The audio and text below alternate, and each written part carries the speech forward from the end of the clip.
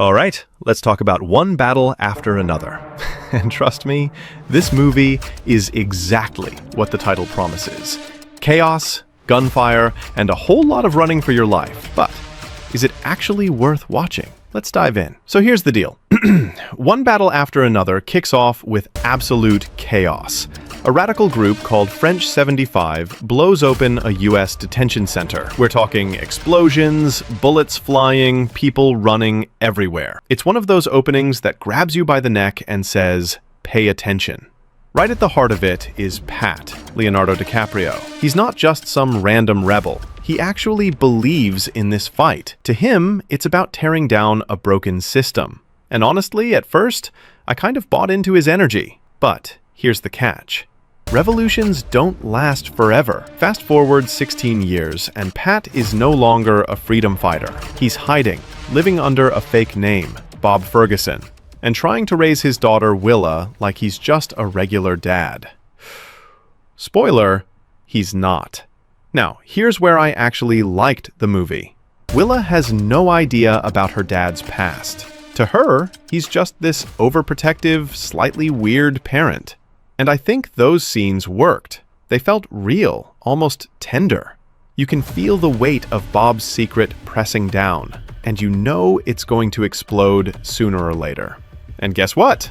It does. Because Colonel Lockjaw, Sean Penn, yes, that's really his name, shows up on the hunt. This guy isn't just an enemy, he's obsessed. He's been waiting years to crush French 75. And when he gets a whiff of Bob and Willa, the whole thing spirals into a chase. From there, the movie's exactly what the title says. One battle after another. Safe houses, shootouts, car chases, betrayals, it's non-stop. And while some parts were thrilling, other times it felt like the movie didn't know when to take a breath. Like, I love action. But if everything is turned up to 11, after a while you stop feeling the impact. For me, the strongest part wasn't even the fights. It was the father-daughter stuff. Seeing Bob try to keep Willa safe while his past keeps ripping through the door, that hit harder than the explosions. But I'll be honest, some of the plot dragged. At times, it felt like they were stretching scenes just to get more tension. And I kind of found myself checking the time. So yeah, that's the gist without spoiling the ending.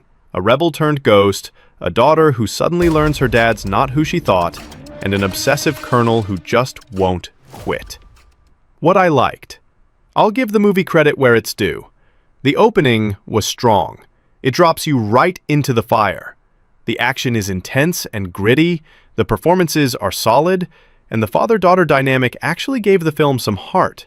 DiCaprio sells the role of a broken man clinging to a quiet life, and Sean Penn brings that unhinged energy that makes Lockjaw a villain you really want to see lose. But here's where it lost me. The pacing. After a while, the battles start to feel repetitive. You can only watch so many shootouts and car chases before they blend together. Some scenes dragged way too long, and it felt like the movie didn't always trust its audience to stay engaged without another explosion. Basically, it's a film that's louder than it is deep. Final verdict.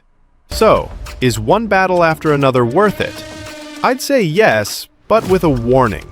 If you love non-stop action and tense father-daughter drama, you'll get your money's worth. But if you're looking for something tight, sharp, and perfectly paced, this movie might test your patience. For me, it's a solid watch once, but not something I'd revisit again and again.